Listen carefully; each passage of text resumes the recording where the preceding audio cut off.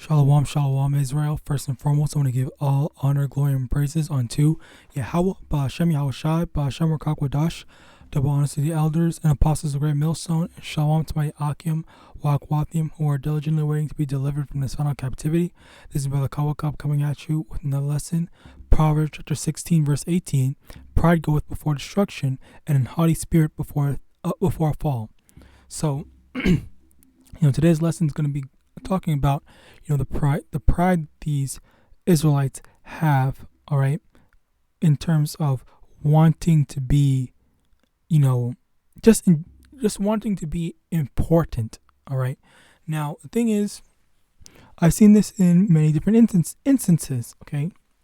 There's a lot of Jake men that have a sense of self-worth, or I guess have issues with issues of self-worth, as well as wanting to feel more important about themselves compared to normal, I guess. They want to feel like they are they're actually something in Babylon society, okay. In addition to that, there are some, I guess, not necessarily, I don't want to call them brothers.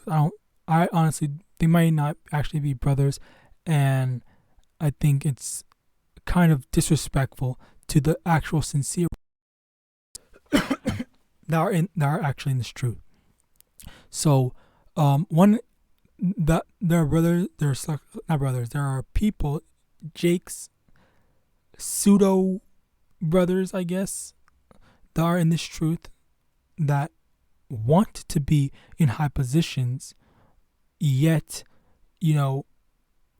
like they don't exude the same wisdom that our elders do, that have, or other people, or not even just the elders, because that's like the most default thing to say, but just compared to other people that would have more wisdom compared to them.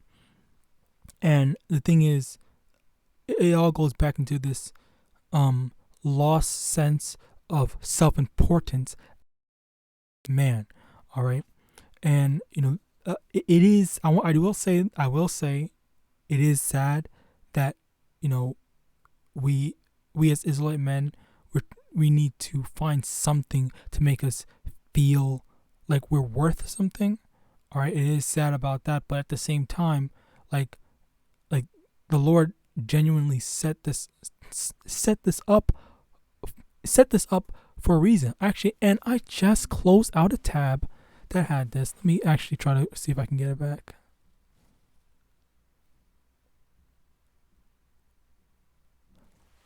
Okay, so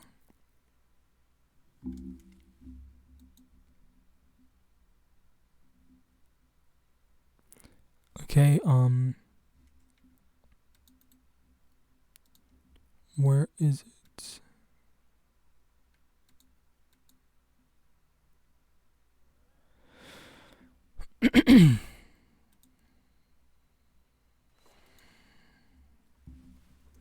Okay, so 1 Corinthians chapter 1 verse 27, but Yahweh hath chosen the foolish things of the world to confound the wise, and Yahweh hath chosen the weak things of the world to confound the things which are mighty. All right, so the Lord is basically making the lowly, making the weak, making the foolish have victory over the strong, the wise, the great. All right. And the stuff, and in, as I said before, this was already said. Where is it?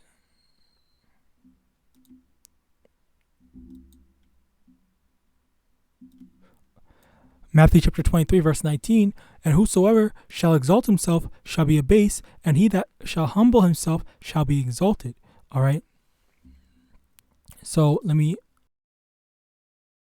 work.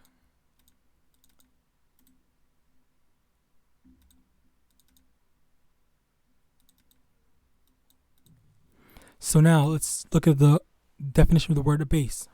behave in a way that belittles or degrades someone. Okay, so now the Lord is basically saying you're going to be degraded, you're going to be brought down, humbled, or humiliated, as we see in these synonyms.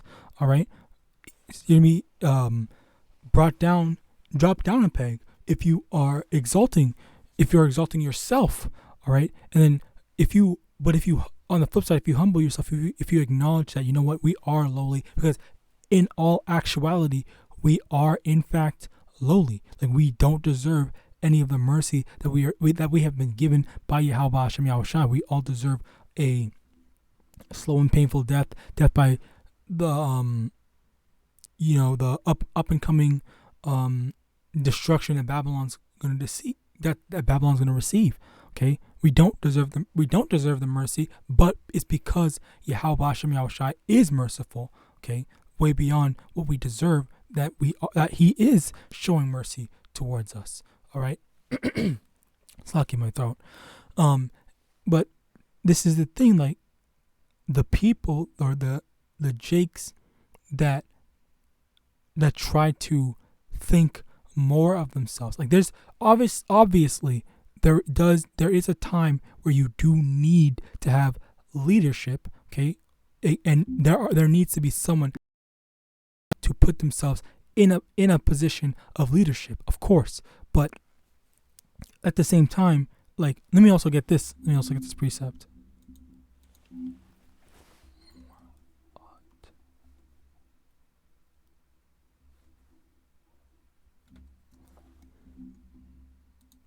Romans chapter 12 verse 3, for I say, through this grace given unto me, to every man that is among you, not to think of yourself more highly than he ought to think, but to think soberly, according as Yahweh hath dealt to every man the measure of faith. So this is the thing, that we can't be thinking that we're hot shit or we're better than another brother. We have to be thinking reasonably. Yes, there may be some brothers are, wise. Okay, maybe, and hell, maybe you are wiser. Okay, and if that is the case, then yeah, you probably are the best to you're the best suited for the job. But I'm not necessarily talking about instances like that. I'm talking about instances of people that think that it is like they are like the main character. Like, I need to do this because this is my moment to shine. Like, I really want this position because I want to be at the top of everything. Okay, like why would you do that? Why would you do that when there is clearly someone else that's better qualified for the job? All right, is the inspiration that made me want to do this lesson was in this 1 Kings chapter 1. Where is it? This was when King David was sick. 1 Kings chapter 1 from the top. Now King David was old and stricken in years, and they covered him with clothes, but he got no heat. So he was pretty sick. He was starting to die, basically. Okay, verse 5. Then Adonijah, the son of Haggith, exalted himself, saying, I will be king, and he prepared him chariots and horsemen and 50 men to run before him. So now this man took it upon himself to just take the role and perform the duties of the king. And the thing is that the problem with this is that he is, he has that, well, number one, he has pride, and he has the that false sense of self-importance, because that's not how are you going to make that executive's decision if number one, there are better there are wiser people that would be a better fit compared to you. Okay, which hence let me just get it.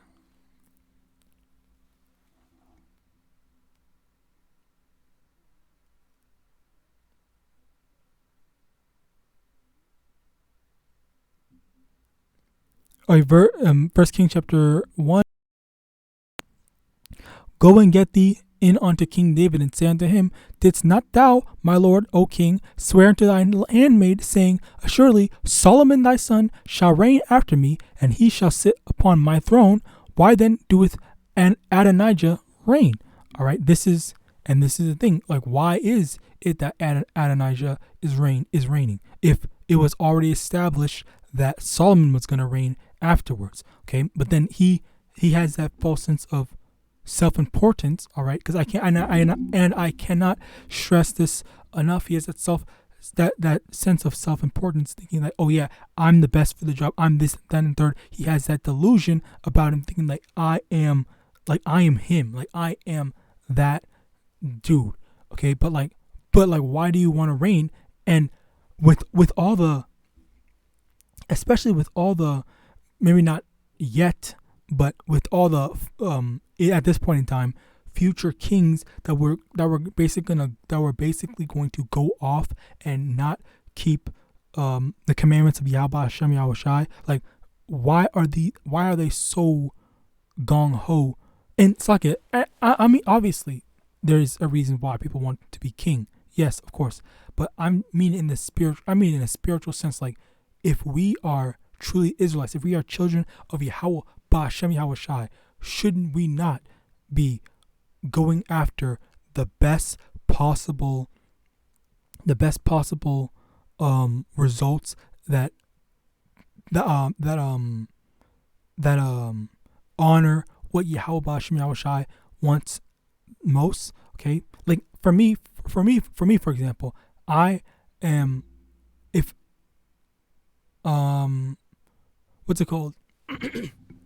I know I don't have an example for myself.